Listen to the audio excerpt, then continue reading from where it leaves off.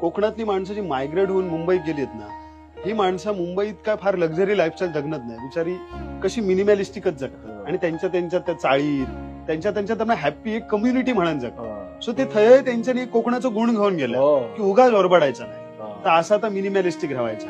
थय ते चाळीतलो गणपती करतले, तेवढ्यात त्याच्यात आनंद आणि ते अल्प समाधानी होत. आमका नावाट येतं तुम्ही अल्प समाधानी, तुमका बिझनेस कळणार नाही. आमका बिझनेस कळलो असतो ना, सगळी झाडा तोडून आम्ही यायचं बंगले बांधले असते. आमका बिझनेस कळणार नाही म्हणजे आमका प्रत्येक गोष्टी तो पैसो नाही करूचा, बाय चॉईस नाही करूचा.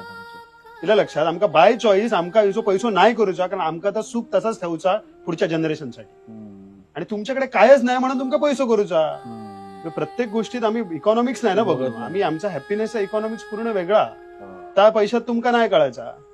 सगळ्यांनीच स्टँडर्ड लाईफस्टाईल म्हणजे सगळ्यांनीच अंबानी सारखी लाईफस्टाईल जगणं म्हणजे स्टँडर्ड लाईफस्टाईल नाही ना. ताच प्रॉब्लेम ताच झाला. अंबानी घोळ्यात जाऊन कुर्ले काढूचं सुख नाही.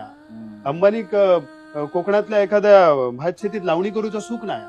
त्याका कोंबचे खय गावतात ते माहित नाही. असं ते कसे लागतात सोला घालून त्याका माहित नाही. ह्या सुख आहे ना, त्याचा सुख म्हणजे माझा सुख असा नाही. आणि ह्या सुखाचा पण मोनोकल्चर केला त्यांच्या, मोनोकल्चर ऑफ माइंड, की सगळ्यांनी एकच लाईफस्टाईल जगायची म्हणजे त्याचा कन्झ्युमेरिझमला फायदा होता. सगळ्यांनी आयफोनच वापरायचा.